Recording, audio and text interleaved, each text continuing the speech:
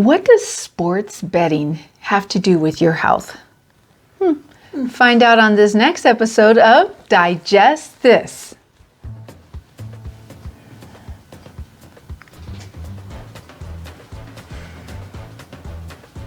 Welcome to Digest This, the show that helps you revolutionize your digestive health. Here are your hosts, Dr. Liz Cruz and Tina Nunziato. Hello and welcome to Digest This. I'm Dr. Liz Cruz and I've got Tina Nunziato sitting right here by my side. Thank you so much for joining us. If you are a first-time listener, welcome. We're so excited that you have decided to join us, and we hope that you will continue to join us on future podcasts. If you are a regular listener, thank you. We love you. We love that you're so loyal to our podcast and to spending a little bit of your week with us. So, Tina, where's your sports hat? I know, I should have my son's cap on. Yeah. So, what does sports betting have to do with your health? Well, actually, in reality, nothing. Well, but yes, it has to do with your pocketbook. it has to do with your health. Exactly. Yes, exactly. So, my wife here has been filling me in on some statistics over the past couple weeks, and so we were looking up some stuff that I'm still like shocked. I just recently heard because, the online betting thing started, right, over the last, I thought it was just over the last couple years, but apparently it's been since 2018. Right. So we looked it up, and it was actually a Supreme Court decision which basically struck down the ban that only gambling could happen in Nevada, right, or on the Indian reservation. So apparently now, by striking that down, it's allowed these sports betting companies to create apps and allowing us to bet from the comfort of our own home, right? Exactly. And so, we probably started learning about these apps in the last 2 years. Like the Sportsbook app came out, like all these apps, right? And when I first saw them come out, I was like, oh, this is going to be interesting. It's going to be interesting to see how much action these get, because people love betting, right? They love taking a chance, and so then kind of forget thinking, I just forgot about it, and you see the ads all the time, and now even there's I think a couple, I don't know if it's a football stadium or one of the stadiums is now named after one of these apps. Well, we went to the Suns game. Remember when they were doing the games back in, what was it? May, June? Yeah, during the finals. Yeah, during the finals, we went to one of the games. I remember we saw there's the business is right there, right next to the stadium. It's right there. All the the online sports betting, and then they're encouraging people to do the betting right outside the stadium. But anyway, it's everywhere, right? It's all around us. And just last week, they said on the radio that the people of Arizona have put in $4.5 billion into these apps since they started, which is about a year and a half. They were saying a year and a half over the course of the last 2 years. $4.5 billion, not million, billion. That's a lot of money. That is a lot of money. It's a lot of money. I'm thinking to myself, wow. And the thing that I always relate it to is me talking to patients about getting on a bottle of enzymes or a bottle of probiotics. $35.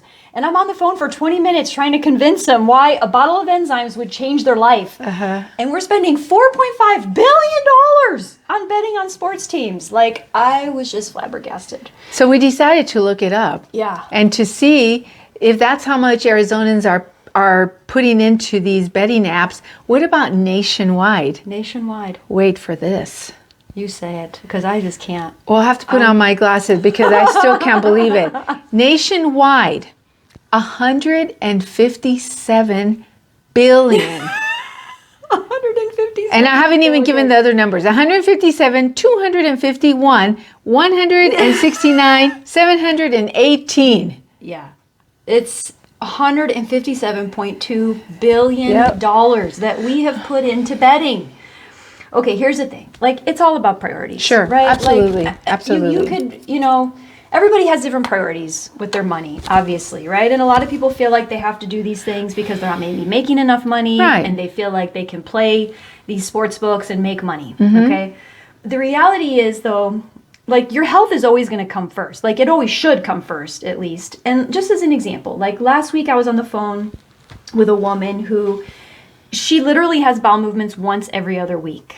Okay. And we have her going for colonics. We have her on supplements, and she's been constipated her whole life.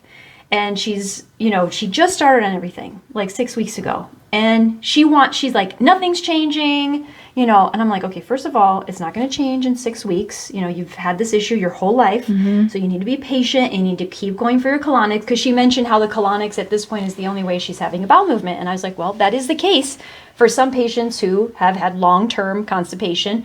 I said, but at least you're getting relief from the colonics, but I want you to keep taking the supplements and I want you to keep watching your diet, because she did the food sensitivity test and everything, right?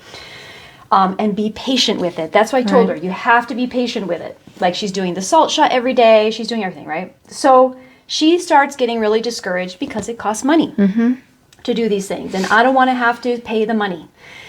The reality is you're going to pay the money one way or another, right? You're either going to pay it on being sick or you're going to pay it on being healthy. And that's what I try to tell people. And if we have this kind of money to be spending on betting apps, like, they're talking about the recession right now and how people can't afford groceries and how they can't afford, gas, right? Yeah. Groceries and gas and of course housing, right? Oh, the inflation, we can't afford a house and rent is so high.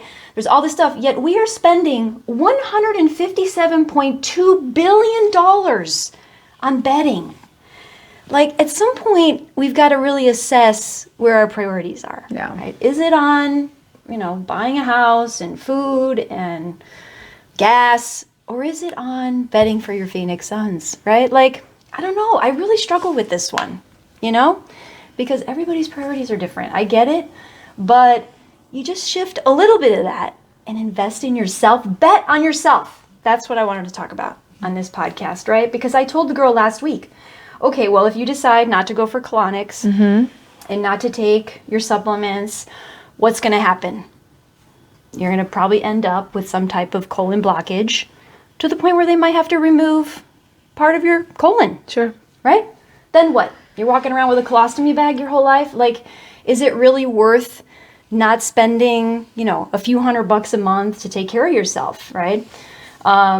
So it's a tough conversation. It is a hard conversation. Sometimes. And I was just talking just this afternoon to Tina and one of our nurse practitioners about us, when we talk to patients and we do these extensive, thorough workups on them. And, sometimes, most of the time we don't find anything bad, which is good. We don't want to find anything bad. That's why we're doing this, is to rule things out. But, sometimes we would like to find something that's a cause of their symptoms. However, so that you have an answer, right? So that we have an answer, right? Like we have an answer that we want to try to treat and fix, but not always do we find an answer. Right. And, and so that's why, like in our practice, there's a huge focus on the holistic part of our well-being, our diet, the things that we're exposing our bodies to, making sure we're exercising, making sure we're drinking plenty of water. And, and so we've had hundreds and hundreds of conversations with patients. And one of the things, like one conversation I had years ago with a patient of mine, she was a young girl, and she just wasn't feeling well, and we had done a lot of testing on her already. And I was like, okay, well, what are you eating? What are you drinking? I said, how much water do you drink every day? Because she was struggling with constipation. Well, I don't really drink that much water, but I have 6 to 9 Mountain Dews. Okay, 6 to 9 cans of Mountain Dew. I'm like, okay, that's a problem.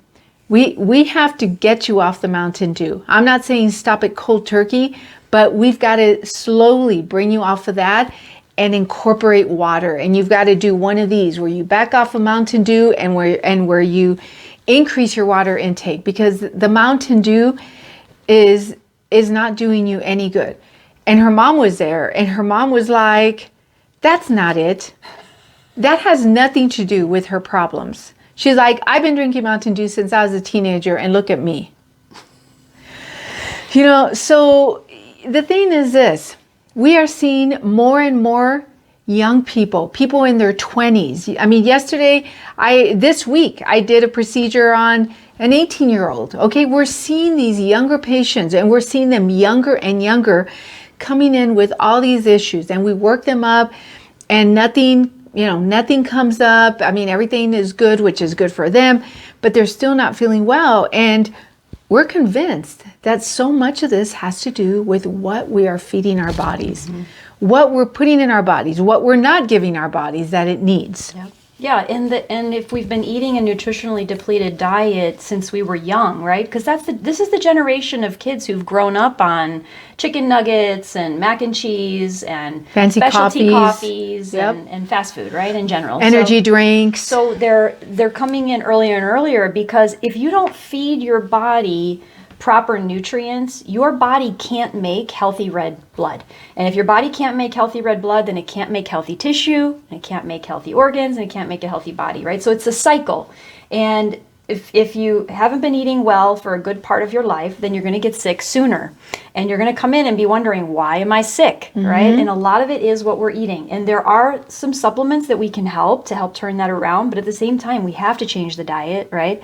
And you have to invest in yourself. You have to bet on yourself. Yes. And you're not going to get better unless you put some money in. And unfortunately, insurance companies are not paying for supplements and colonics and all the things that you need to get better. They're not, because honestly, like, insurance companies are there for when we're sick. They're not there for when we're healthy. Right. Okay. So, or that we want to be healthy. They're there for when we're sick, to give you meds and to do procedures and surgeries on you. That's it. That's what they're there for, right? It's the cycle or the world that we live in today, unfortunately. So, if you want to get better and you want to do it from a more holistic standpoint, then you're going to have to bet on yourself.